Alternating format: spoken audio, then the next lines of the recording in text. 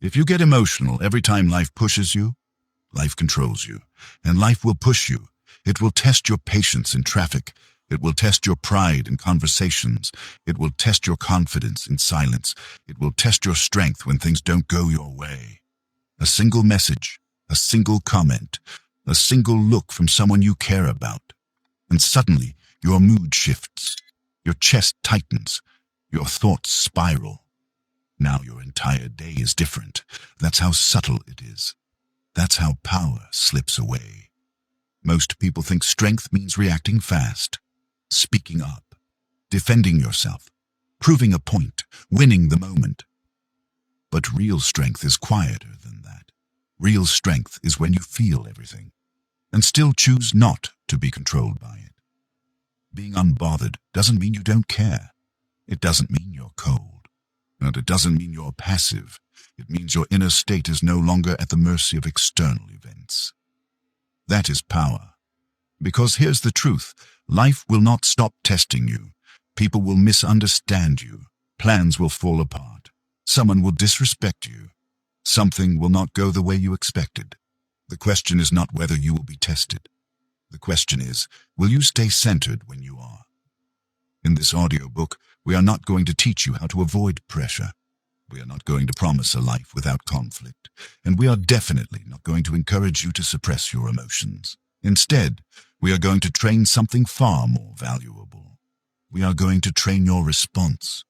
Over the next 90 minutes, you will learn how to create space between stimulus and reaction, how to stop taking everything personally, how to detach without disconnecting, how to protect your energy like a leader, and how to become the calmest person in the room, even when the room is chaotic. This is not about becoming numb. It is about becoming stable. There is a difference. Numbness shuts down feeling. Stability holds feeling without losing direction. Most people live in reaction mode. They are triggered by notifications, by opinions, by delays, by inconveniences. Their mood is determined by what happens around them. If someone praises them, they rise. If someone criticizes them, they fall. If something goes wrong, they panic. If something goes right, they relax. Their emotional state is constantly negotiated by the outside world, and that is exhausting. When you learn to stay unbothered, something shifts. You stop chasing validation. You stop defending every comment. You stop explaining yourself to people who already decided what they believe. You stop arguing just to protect your ego, and you begin to conserve your energy. You begin to respond instead of react. You begin to observe instead of absorb. That is when clarity grows. Because when you are no longer flooded by emotional noise, you can actually think. You can actually choose. You can actually act with intention instead of impulse. Staying unbothered is not about winning arguments. It's about winning your mind back. It's about realizing that not everything deserves your attention. Not every comment deserves your explanation. Not every situation deserves your emotion. Some things deserve your silence. Some moments deserve your pause. And some people deserve your distance.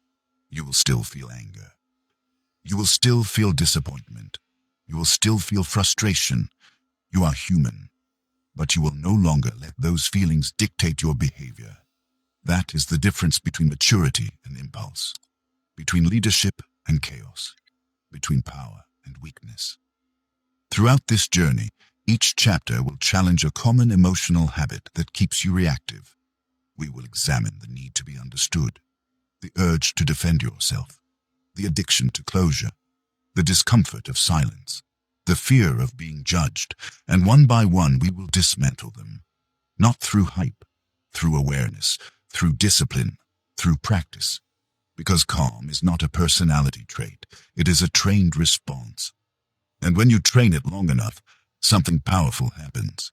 You walk into a room, and you are not scanning for approval. You hear criticism, and you are not instantly defensive. You face uncertainty, and you are not mentally collapsing. You remain steady. That steadiness becomes your edge. In a loud world, the calm person stands out. In emotional chaos, the grounded person leads. In moments of tension, the unbothered person sees clearly.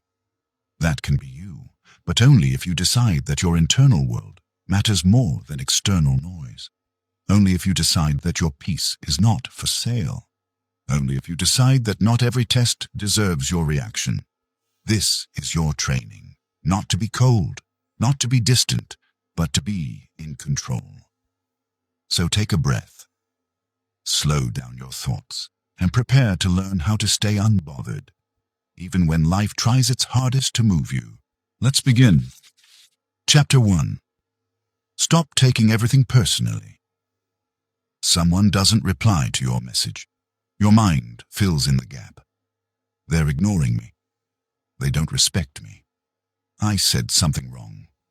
And just like that, a simple delay becomes a story becomes emotion becomes reaction. This is where most emotional instability begins. Not in what happens, but in the meaning we attach to what happens. Taking things personally is automatic. It feels natural. The brain is wired to interpret events in relation to the self. It constantly asks, "What does this mean about me?" But here is a deeper truth. Most of what people say and do has very little to do with you. It has to do with their mood, their stress, their insecurities, their upbringing, their unresolved pain. Yet when we personalize their behavior, we internalize their chaos. And that is the beginning of losing control. Imagine this. 2 co-workers receive the same criticism from their manager. The first thinks, "He thinks I'm incompetent." The second thinks, "He's under pressure. Let me extract what's useful."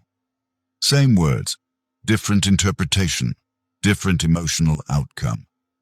The first goes home frustrated, replaying the conversation all night. The second adjusts, improves, and moves on. The difference wasn't intelligence. It was emotional distance. When you take everything personally, you hand other people control over your internal state. A random comment can shift your mood. A small misunderstanding can ruin your day. A stranger's opinion can trigger doubt.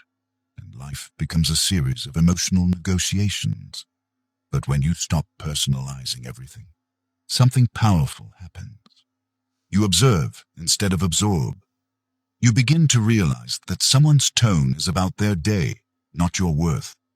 Someone's disagreement is about perspective, not rejection.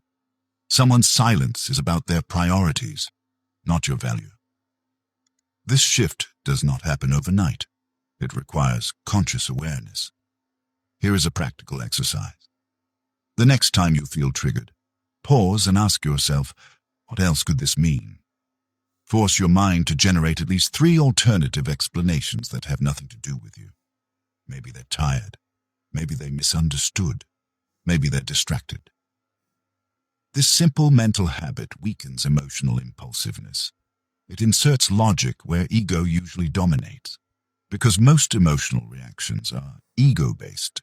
The ego wants validation. The ego wants to be right. The ego wants to be seen. So the ego wants to be respected.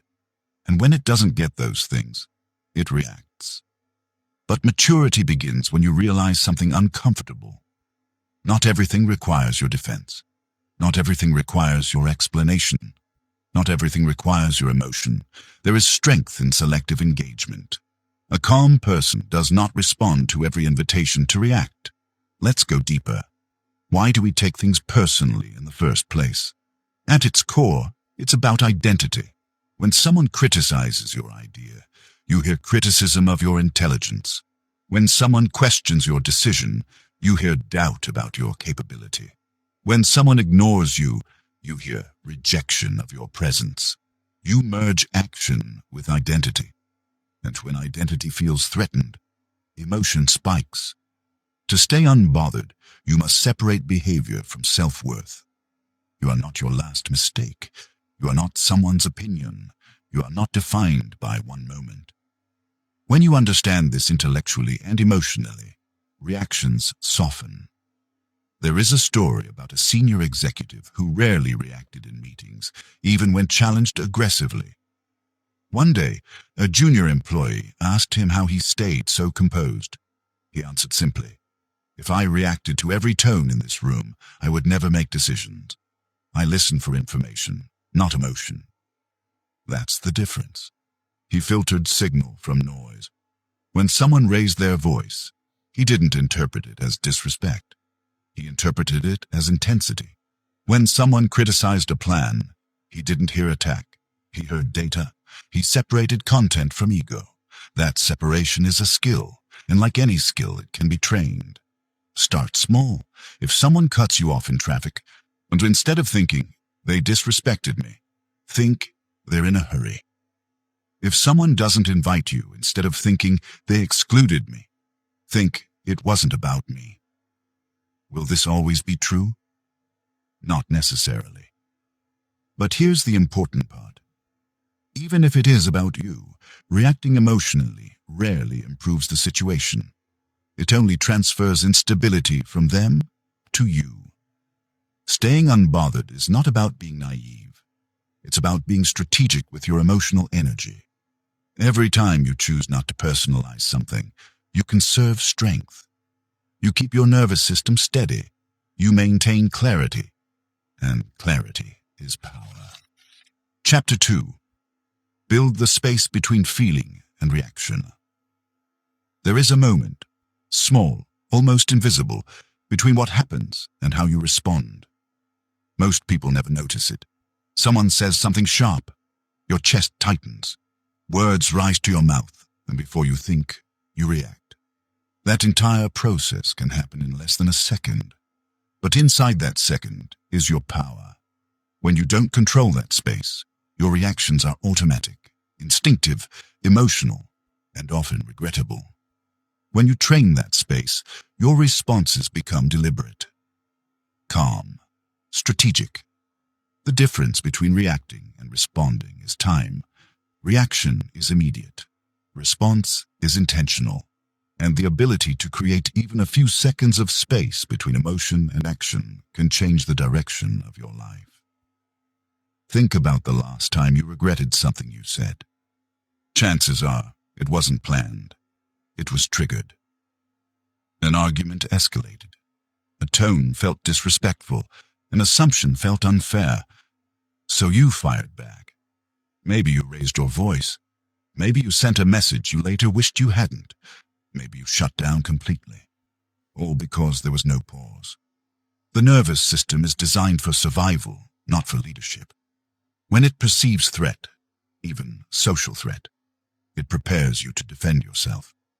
Heart rate increases. Muscles tense. Thoughts narrow. In that state, you're not thinking clearly. You are reacting. To stay unbothered, you must retrain this pattern. You must teach your mind and body that not every emotional surge requires immediate action. Start with this simple rule: the 3-second pause. When triggered, do nothing for 3 seconds. No speaking, no texting, no visible reaction. Just breathe. Inhale slowly. Exhale slowly. Those 3 seconds interrupt the automatic cycle. They signal to your nervous system that you are safe, that you are choosing. It sounds simple, but it is powerful. Because once you pause, you gain access to a new question. What outcome do I want here? Not how do I defend myself? Not how do I win? Not how do I prove them wrong? But what outcome serves me best? That shift changes everything. Imagine a heated meeting at work. Someone challenges your idea in front of others. Your ego wants to snap back. Your pride wants to correct them immediately. But instead of reacting, you pause. You breathe. You respond calmly. That's an interesting point. Let's explore that. Now the energy shifts. You didn't escalate. You didn't collapse. You controlled the tone. That control builds authority. People respect the person who can stay steady under pressure. Not the loudest, not the fastest, the steadiest. Creating space also protects you from manipulation. Some people provoke intentionally. They test boundaries. They push buttons to see what they can control. If they can trigger you easily, they own you. If they cannot move you emotionally, they lose leverage. That is why composure is power. But let's be honest. Pausing is uncomfortable. When emotion rises, it feels urgent. It demands expression. It convinces you that if you don't react now, you're weak. That urgency is an illusion. Emotion is a wave. It rises, it peaks, it falls. If you ride it without acting on it, it passes. If you act at the peak, you amplify it. There was a man who once said he trained himself to delay every emotional email by 24 hours. So if he felt angry, he would write the message, but never send it immediately. The next day, he would reread it. Most of the time, he deleted it, because the emotion that felt overwhelming in the moment had faded. Time created clarity. You can apply the same principle in smaller ways. Delay your reply. Step away from the room. Lower your voice instead of raising it. Each of these actions reinforces the same message to yourself. I choose how I respond. Over time, this becomes identity. You stop seeing yourself as someone who just reacts. You begin seeing yourself as someone who stays composed. Identity shapes behavior. If you believe you are calm, you act calmly. If you believe you are impulsive, you act impulsively. So start reinforcing a new identity through small controlled moments. Pause before answering a difficult question. Pause before responding to criticism. Pause before making a decision when emotional. This does not mean suppressing emotion. It means allowing emotion to exist without giving it control. There is a critical distinction here. Suppression pushes emotion down. It pretends it isn't there. Regulation acknowledges emotion, but chooses timing. You might still address the issue. You might still set boundaries. You might still disagree strongly. But you do it from steadiness, not from surge. That steadiness communicates confidence. It says, I am not threatened. And when you are not threatened, you think better. Your words become clearer. Your posture becomes relaxed. Your tone becomes measured. All because you trained a few seconds of space.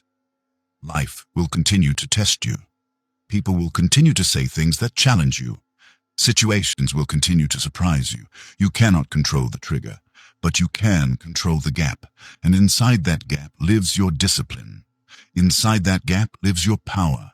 Inside that gap lives the difference between chaos and control. The more you expand that space, the more unbothered you become. Not because nothing affects you, but because nothing controls you instantly anymore.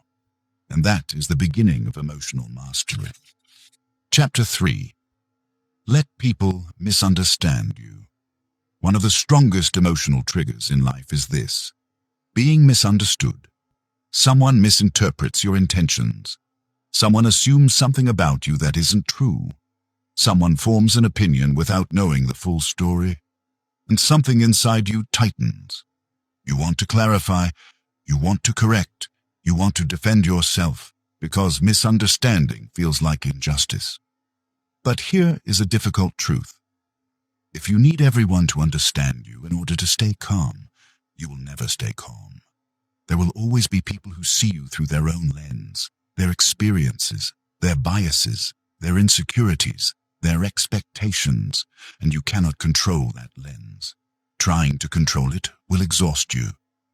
Think about how much energy is spent explaining yourself to people who already decided what they believe. You replay conversations in your head. You craft perfect responses in the shower. You imagine future arguments just to clear your name. All of that consumes mental space, and most of the time it changes nothing. Because misunderstanding is not always about lack of information. Sometimes it's about lack of willingness. Some people do not want clarity. They want confirmation of their narrative. When you understand this, something shifts. You stop chasing approval disguised as explanation. You stop over-explaining your choices. You stop defending your boundaries to people who never respected them. Letting people misunderstand you is uncomfortable. It feels like surrender, but it's actually strength. Because you're choosing peace over ego. There is a quiet confidence in someone who does not rush to correct every assumption. It signals stability. It says, I know who I am. Your opinion does not redefine me. That doesn't mean you never clarify anything. Context matters. Relationships matter. Communication matters. But the key question is this: am I explaining for clarity, or am I explaining to protect my ego? If it's ego, pause. The need to be understood by everyone is rooted in insecurity. It suggests that your sense of self depends on external validation. True composure comes from internal validation. You know your intentions. You know your effort. You know your integrity. Not everyone else needs to. Imagine someone at work assumes you're distant because you don't talk much. They think you're arrogant, and you could spend weeks trying to change their perception, forcing conversations, over-smiling, over-sharing, or you could stay steady. Continue doing your job well. Continue acting with professionalism. Let consistency speak. Over time, the truth reveals itself through behavior. And if it doesn't, you are still at peace, because you didn't betray your nature to manage someone else's opinion. There is freedom in that. The more you try to manage how everyone sees you, the more fragmented you become. You start adjusting your tone, your personality, your opinions depending on who is watching. That fragmentation leads to anxiety. But when you accept that misunderstanding is inevitable, you relax. You stop performing. You stop scanning the room for reactions. You stop tailoring yourself to avoid judgment. And ironically, like that authenticity often earns more respect. Calm people do not rush to defend their image. They understand something powerful. Reputation is built through patterns, not explanations. If you live consistently aligned with your values, temporary misunderstandings do not threaten you. They pass. Let's go deeper. Why does being misunderstood hurt so much? Because humans are wired for belonging. When someone misjudges you, it feels like exclusion. It feels like a crack in connection. But here is where maturity comes in. Not every connection is meant to be maintained. Not every opinion deserves correction. Not every relationship deserves that level of emotional investment. Part of staying unbothered is learning selective care. Care deeply about what matters. Care less about what doesn't. If someone important to you misunderstands you and is open to conversation, clarify calmly. If someone insignificant misinterprets you and has no impact on your life, let it go. Energy is finite. Spend it wisely. There is also a deeper layer to this. Sometimes we over-explain because we are unsure of our own decisions. If you constantly feel the need to justify yourself, ask, do I fully stand behind this choice? When you are clear internally, external doubt loses intensity. You don't need everyone to agree. You only need alignment with yourself. There was a woman who changed careers later in life. Many people doubted her decision. Some said she was unrealistic. Others said she was irresponsible. At first, she defended herself constantly.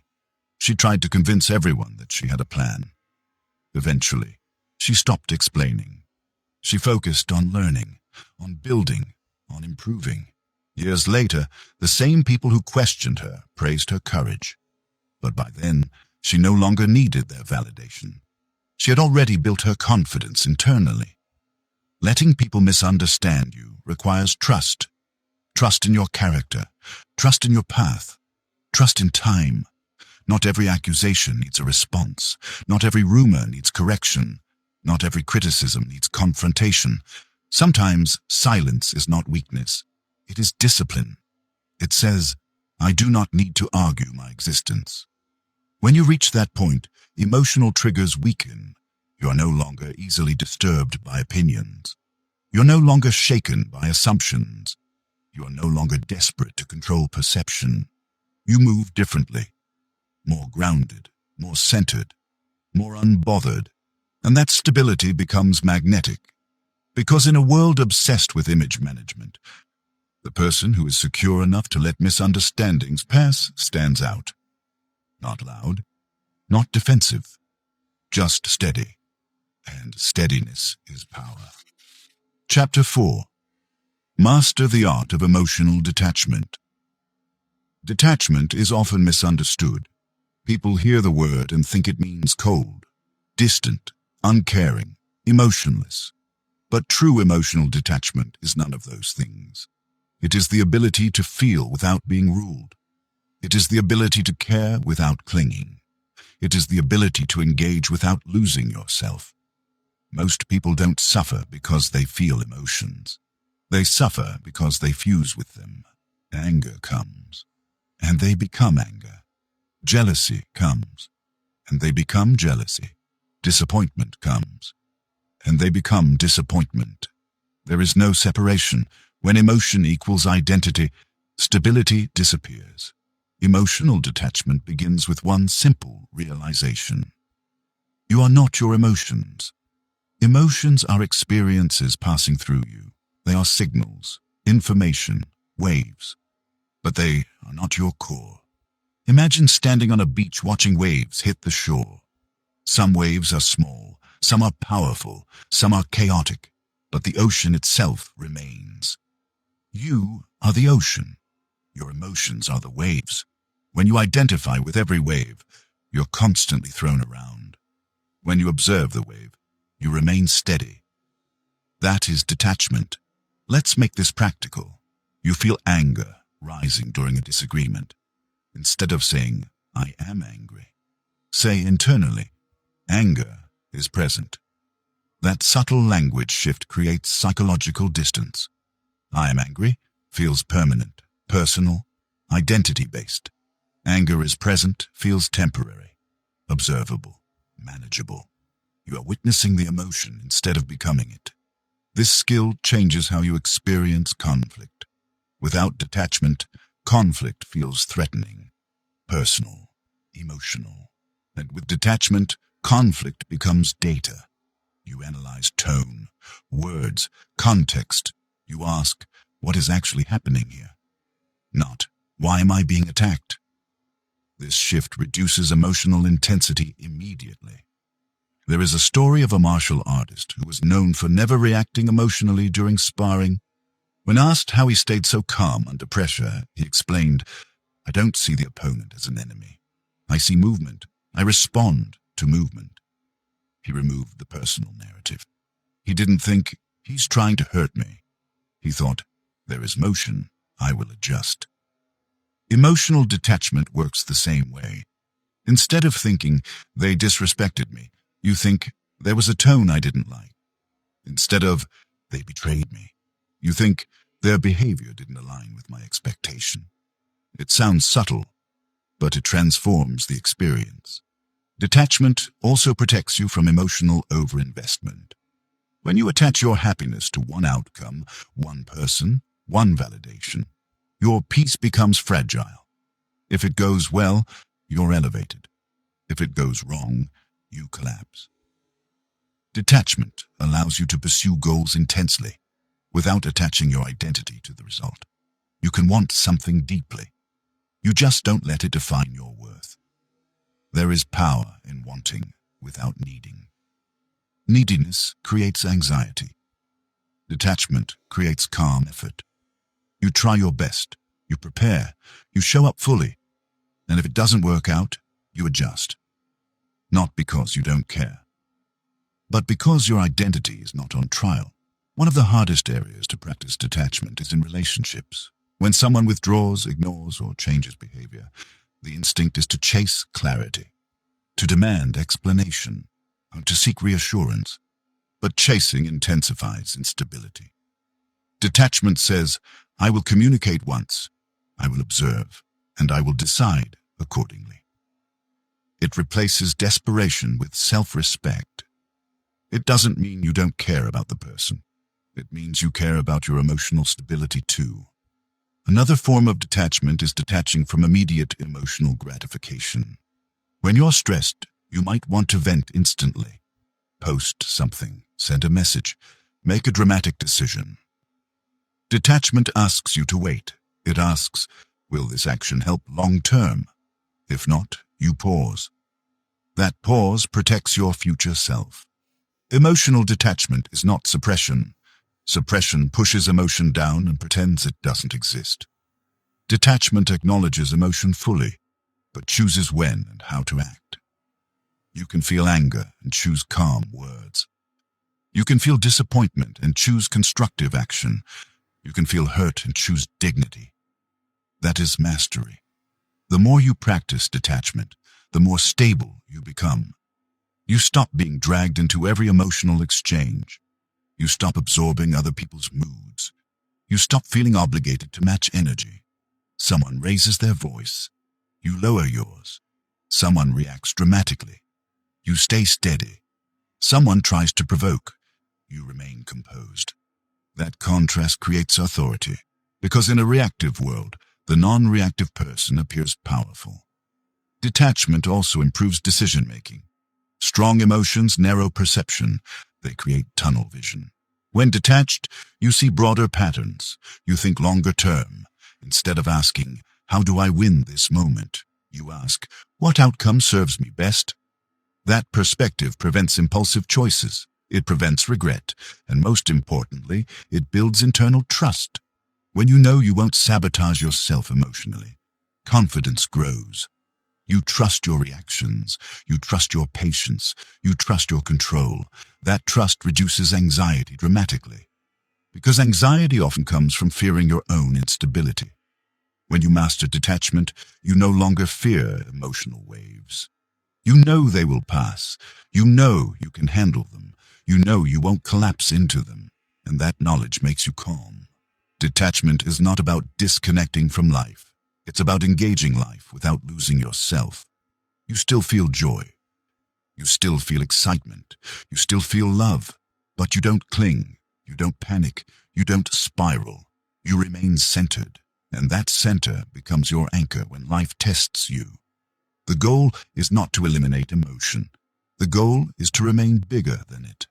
When you are bigger than your emotions, nothing external can easily move you.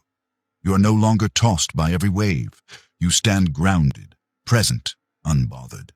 And that is emotional strength in its purest form. Chapter 5. Stop needing closure. From everyone. One of the most underestimated emotional traps in life is the need for closure. You want the explanation. You want the apology. You want the final conversation that makes everything make sense. You want the neat ending. But life rarely gives neat endings. Sometimes people disappear without explanation. Sometimes arguments end without resolution. Sometimes betrayal never comes with confession. And the mind hates unfinished stories. It replays conversations. It imagines alternate endings. It constructs scenarios where justice is served, because uncertainty feels uncomfortable and the need for closure feels like control. But here is the truth. When your peace depends on someone else giving you closure, your peace is fragile.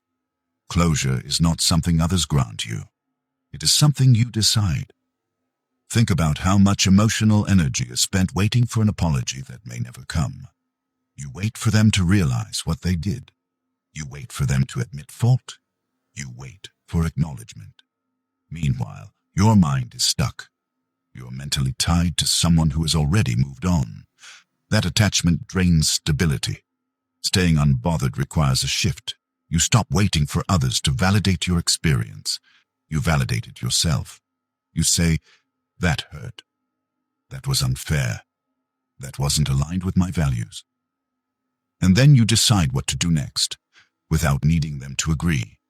Closure is often mistaken for conversation, but real closure is acceptance. Acceptance that it happened. Acceptance that it may never be resolved. Acceptance that you cannot control their awareness.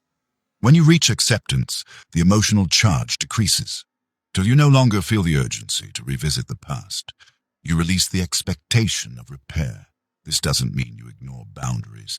If someone repeatedly disrespects you, you can distance yourself. If someone lies, you can withdraw trust. If someone crosses a line, you can end access. But you don't need a perfect explanation before doing so. You don't need them to understand why. You act from clarity, not from desperation. Let's examine why the need for closure feels so strong. It often connects to ego and identity. If someone leaves without explanation, it can feel like rejection. If someone betrays you, it can feel like humiliation. If someone ends a relationship abruptly, it can feel like you weren't enough. So the mind searches for answers to protect identity. But here's the deeper layer. Even if you receive the explanation, it rarely removes the emotional pain completely. Because the pain wasn't about the explanation, it was about attachment. Attachment to expectation, attachment to a certain outcome, attachment to how things should have unfolded. Detachment, which we discussed earlier, becomes critical here. You can desire clarity, but you don't require it. You can prefer resolution, but you don't depend on it. There is a story about a business partnership that ended abruptly. One partner felt betrayed and demanded answers. The other avoided confrontation and left without much explanation. For months, the first partner obsessed over what went wrong. He replayed conversations. He drafted messages he never sent. He waited for a moment of acknowledgement. Eventually, he realized something powerful. No explanation would change the outcome, and the partnership was over. The only thing still active was his attachment to the narrative. Once he accepted that, he redirected his energy toward rebuilding, not because he understood everything, but because he stopped waiting. That shift freed him. Closure often becomes an emotional excuse to stay mentally connected. You tell yourself you just need one more conversation, one more text, one more clarification.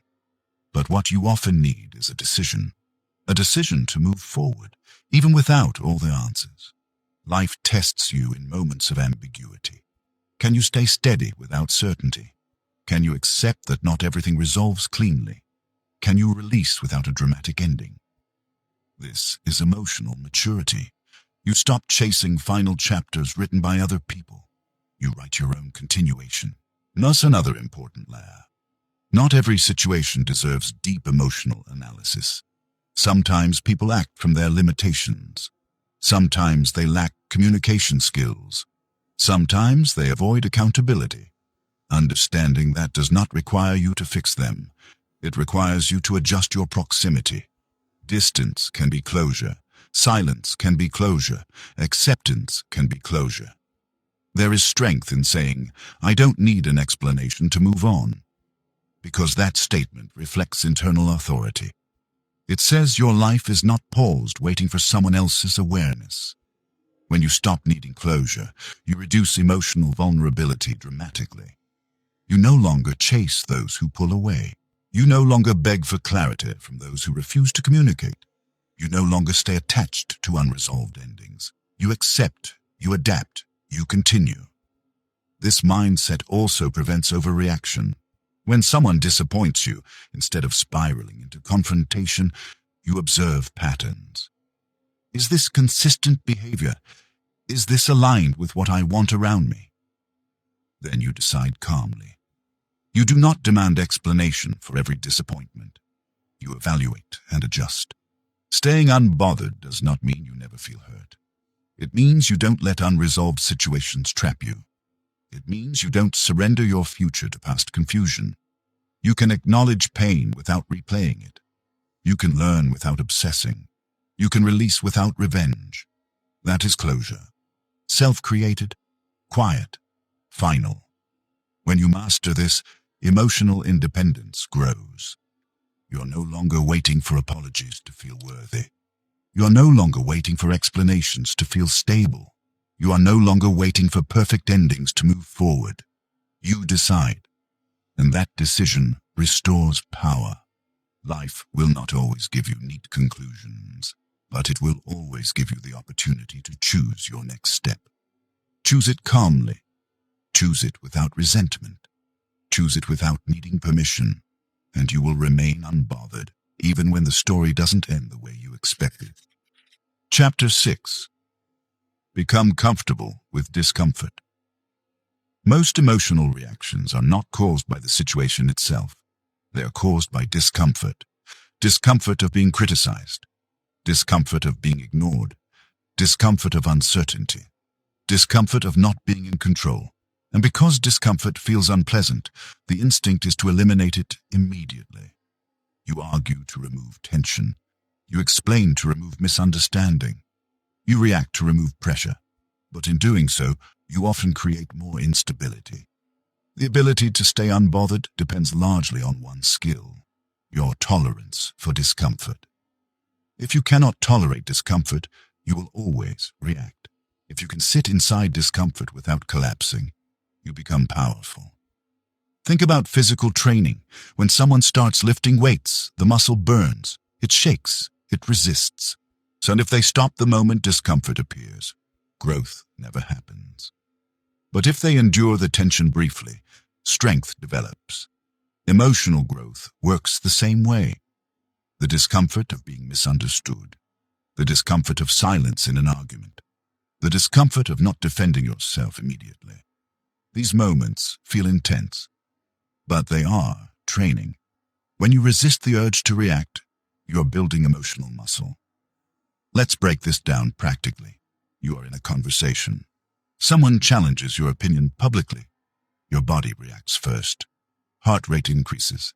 Heat rises in your face. Thoughts speed up. The discomfort screams, "Say something, defend yourself, now." Instead of reacting, you breathe. You allow the discomfort to exist without acting on it. This feels unnatural at first, but what happens? The discomfort peaks, and then it begins to fade. You realize something important. You survived it. You survived the moment without proving anything. That experience builds internal confidence. Each time you tolerate discomfort without reacting impulsively, you reinforce a new identity. I can handle pressure. And that identity changes your future responses. Many people mistake calm for personality. They think some people are just naturally composed. In reality, composure is trained exposure to discomfort. The calm person has simply practiced sitting in emotional tension long enough that it no longer overwhelms them. There is a concept in psychology called exposure adaptation. When you are repeatedly exposed to something uncomfortable without catastrophic outcome, your nervous system recalibrates. What once felt threatening now feels manageable. You can apply this intentionally. If silence makes you uncomfortable, practice it. In conversations, resist filling every gap. Let pauses breathe. If criticism makes you uncomfortable, practice hearing feedback without defending instantly. Say, "I'll think about that," instead of countering. If uncertainty makes you anxious, practice making decisions without overanalyzing every outcome. Small exposures create resilience. Over time, discomfort stops controlling you. Another area of discomfort is social tension. You might fear awkwardness, rejection, disapproval. So you overcompensate. You overtalk. You over-explain. You over-apologize, all to escape the feeling. But what if you allowed awkwardness to exist? What if you allowed someone to disapprove? What if you allowed tension without rushing to smooth it over? The world does not collapse. Your nervous system may react, but it settles. And with repetition, it settles faster. This is how you become unbothered, not by avoiding difficult situations, but by surviving them calmly. There is also discomfort in growth. When you set boundaries, some people may react negatively. When you become quieter, some may interpret it as distance. When you stop engaging in drama, some may try harder to provoke.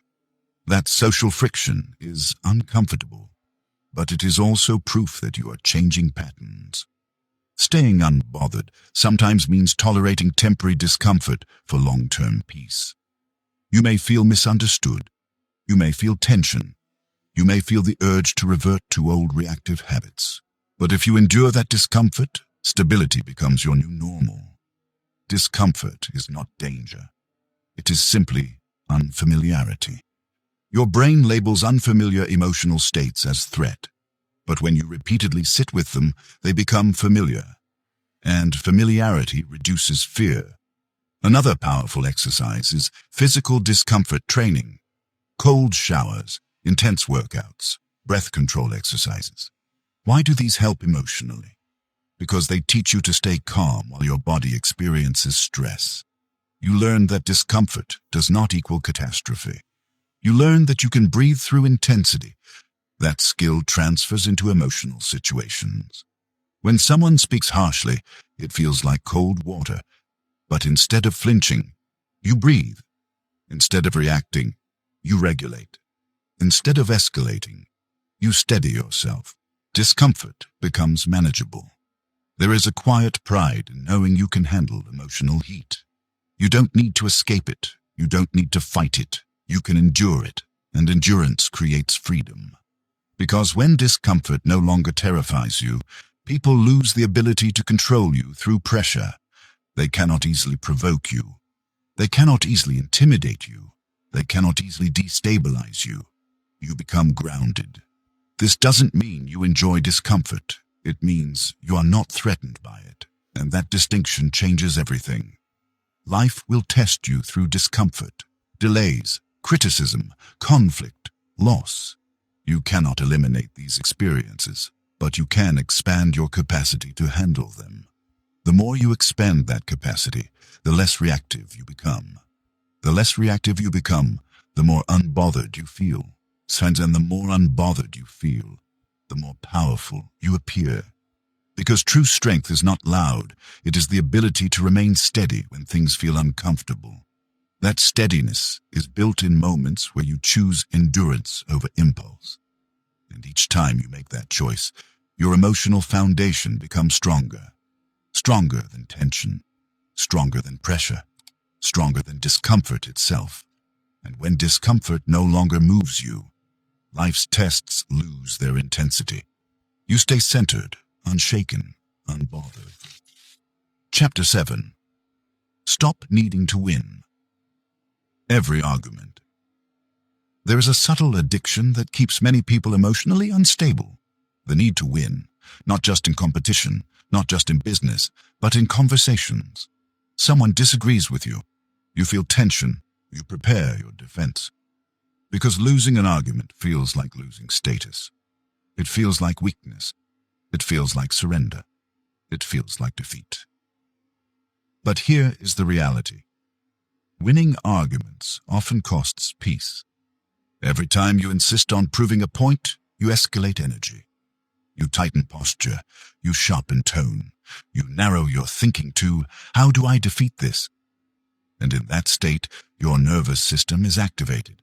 You are not calm. You are competing. There is a difference between standing your ground and fighting for dominance. Many people confuse the two. Standing your ground is quiet, not clear, firm. Fighting for dominance is emotional, defensive, reactive. The unbothered person understands something powerful. Not every disagreement requires engagement.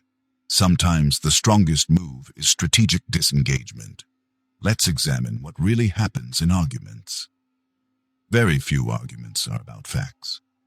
Most are about ego. Two people trying to protect identity. Two people trying to assert control. Two people trying to avoid feeling wrong. When you feel the urge to win, ask yourself, what am I protecting right now? Is it truth or is it pride? If it's pride, pause. Pride-driven arguments rarely produce growth. They only produce tension.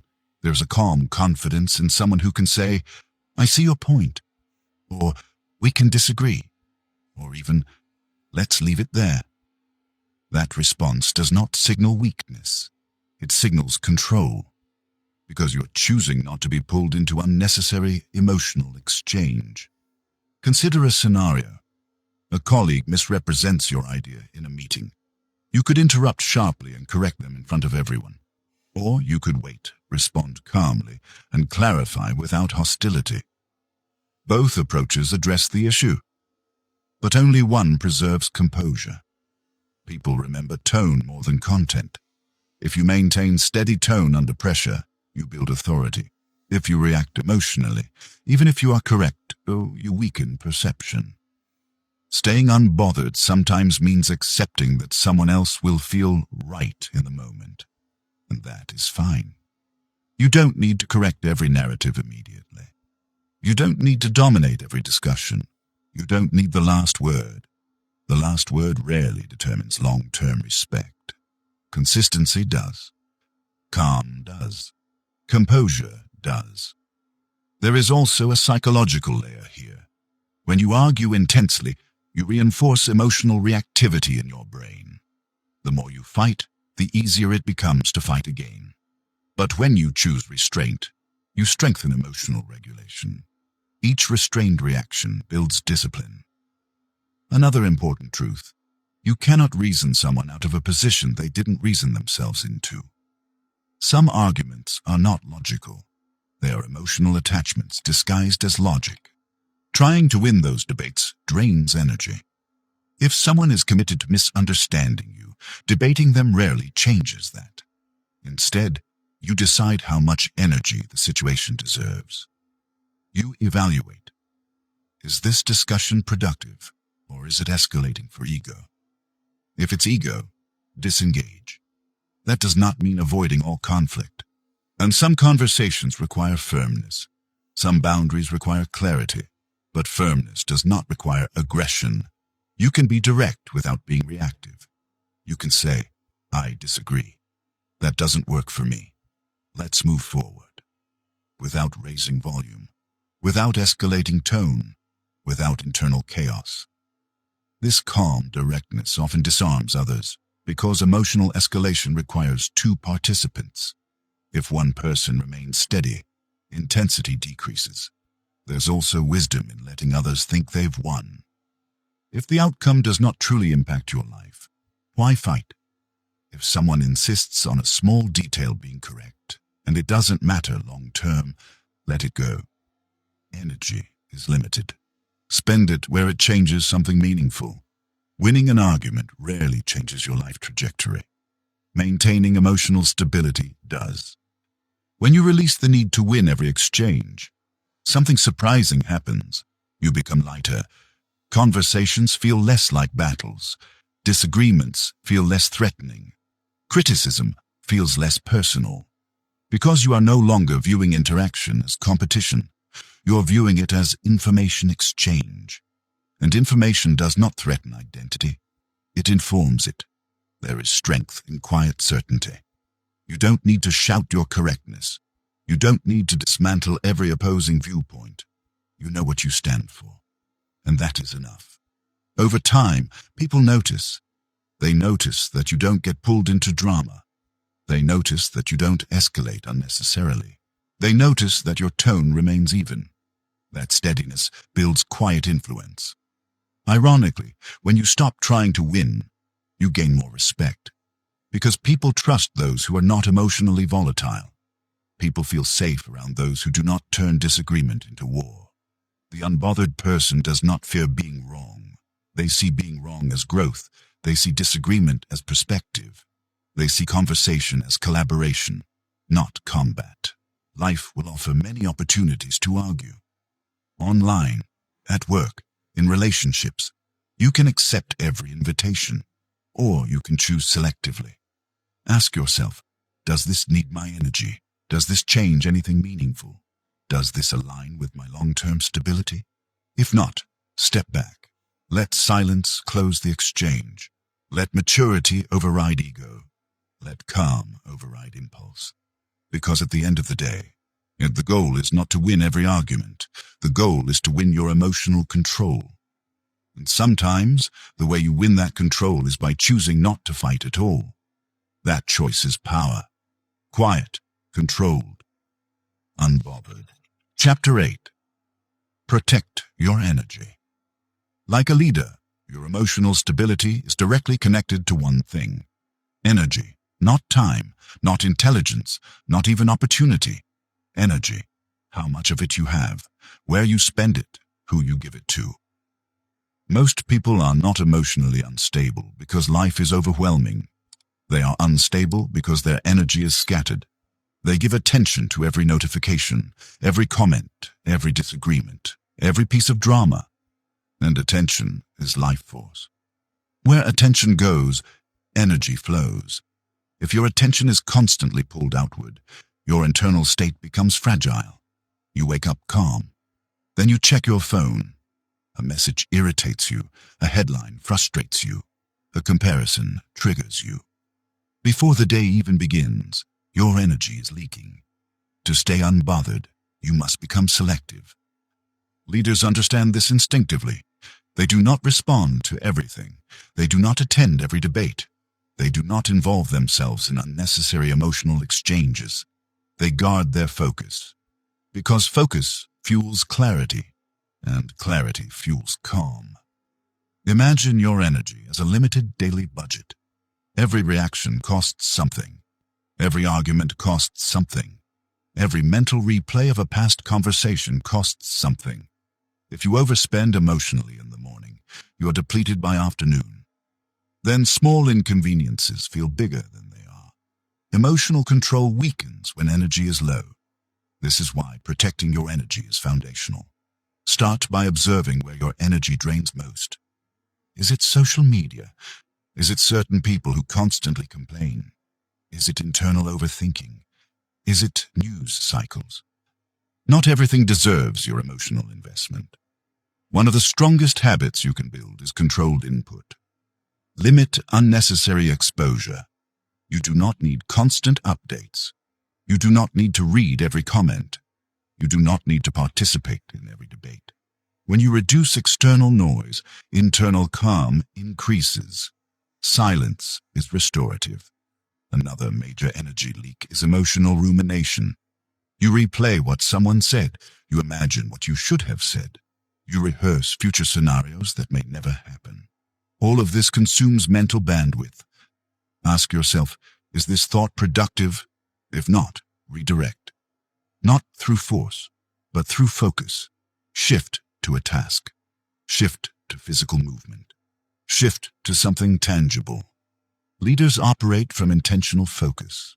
They allocate attention deliberately. They ask, what matters today? Then they protect it. Protecting your energy also means protecting your boundaries. If someone repeatedly disrupts your calm, you adjust proximity. You don't need dramatic confrontations. Sometimes the solution is subtle reduction of access, less exposure, less engagement, less emotional availability. Boundaries preserve energy. Energy preserves composure. Another aspect of energy protection is sleep and physical care. When exhausted, emotional regulation declines. When physically drained, irritability increases. When overstimulated, patience decreases. Taking care of your body is not separate from emotional mastery.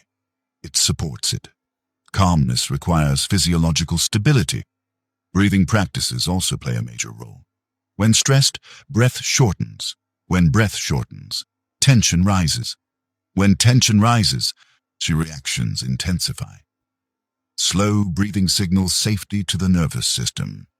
Safety reduces emotional urgency. The unbothered person does not rush internally. They maintain steady rhythm. Protecting energy also involves knowing when not to respond immediately. Just because something is urgent to someone else does not mean it must be urgent to you. Delayed response is often strategic. It allows emotion to settle. It allows clarity to surface, and clarity prevents unnecessary escalation. You do not need to match urgency. You do not need to match intensity. You do not need to match emotional volume. Matching energy is reactive. Maintaining your own energy is leadership. There is also power in solitude. Time alone restores emotional equilibrium. It allows you to process quietly without external influence. In solitude, you reconnect with internal standards instead of external expectations. That reconnection strengthens identity, and identity stabilizes emotion. When you know who you are and what matters, distractions lose intensity. Criticism feels smaller. Drama feels irrelevant. Noise feels distant. Your emotional system becomes less sensitive to external triggers because it is not overloaded. Protecting your energy is not selfish. It is responsible. If you allow constant emotional drain, you become reactive. If you conserve energy, you remain steady. Steadiness builds influence. Influence builds impact. Life will test you through distractions as much as through conflict. Endless stimulation, endless comparison, endless commentary. If you allow all of it inside your mind, stability erodes. But if you filter intentionally, you create internal quiet. And internal quiet is the foundation of being unbothered. You cannot control how loud the world is, but you can control how much of it enters you. Choose carefully. Guard your focus. Protect your emotional bandwidth. Spend energy on growth, on meaningful relationships, on deliberate action, not on impulse reactions. The calmer you become, the more others will project intensity toward you. Because calm can feel threatening to chaotic people. They may try to provoke, they may try to disrupt, but when your energy is protected, you do not absorb it. You observe, you evaluate, you choose. That is leadership, not loud, not aggressive, but composed. When you manage your energy wisely, staying unbothered becomes easier. Because you are no longer emotionally overdrawn. You are stable, centered, in control. And from that place, life's tests lose their power over you. Life will continue to test you, not once, not twice, but repeatedly. Through criticism, through misunderstanding, through discomfort, through silence, through unexpected loss. That will not change. What can change is how you meet those tests. Throughout this journey, you have seen something powerful. You do not become unbothered by eliminating problems. You become unbothered by mastering yourself. You learn to stop taking everything personally. You learned to build space between feeling and reaction. You learned to let people misunderstand you. You learned emotional detachment. You learned to create your own closure. You learned to tolerate discomfort. You learn to stop fighting every battle. You learn to protect your energy. Each of these skills builds the same foundation, internal control. When you stop reacting impulsively, you conserve power. When you stop chasing validation, you regain stability. When you stop needing the last word, you build authority. And when you stop letting external events dictate your emotional state, you step into a different version of yourself. A steadier version, a quieter version, a stronger version. Being unbothered does not mean life becomes easy. It means you become grounded. There will still be moments where anger rises, where disappointment hits, where frustration surfaces. But now, you know how to handle it. You pause, you breathe, you observe, you choose. That choice is everything. Most people live in reaction mode. Their mood shifts with every comment. Their confidence shifts with every opinion. Their peace shifts with every inconvenience. You no longer have to live that way. You can walk into tense situations without tightening internally. You can hear criticism without collapsing. You can experience uncertainty without spiraling. You can sit in silence without feeling threatened. That level of composure is rare, and rare qualities build powerful lives. The calmest person in the room often has the most control, not because they dominate, but because they are not dominated by their emotions. When you are not easily triggered, people lose leverage over you. When you are not easily offended, opinions lose power over you. When you are not easily shaken, chaos loses influence over you. You begin to move differently, more intentional, more measured, more strategic. And that presence changes how others respond to you. Calm commands respect, not loudness, not aggression, not emotional intensity. Calm. The kind of calm that comes from knowing you can handle pressure. The kind of calm that comes from understanding that not everything deserves your energy. The kind of calm that is built, not given. But remember this. Emotional mastery is not a one-time decision. It is daily practice. You will still face triggers. You will still feel the urge to react. You will still experience discomfort. The difference now is awareness. You recognize the wave before it carries you away. And with that awareness, you regain control. So here is a simple challenge. For the next 72 hours, practice 3 things.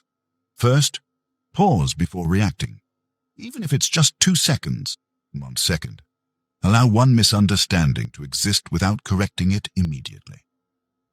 Third, walk away from one unnecessary argument. Observe how different you feel.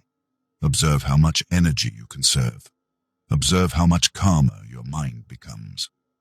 Small practices create lasting identity shifts, and over time, you will notice something subtle but powerful. Situations that once triggered you no longer move you as easily. Comments that once bothered you now feel neutral.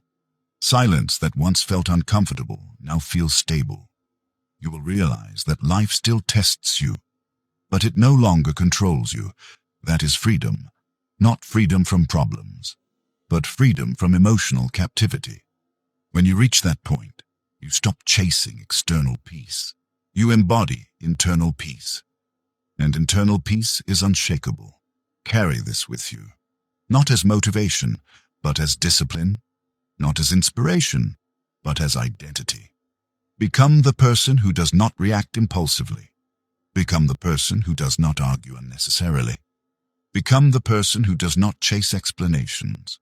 Become the person who protects their energy. And when life tests you, as it inevitably will, you will remain steady, centered, unbothered. Because the real victory was never about controlling the world. It was about controlling yourself. And that is a power no one can take from you.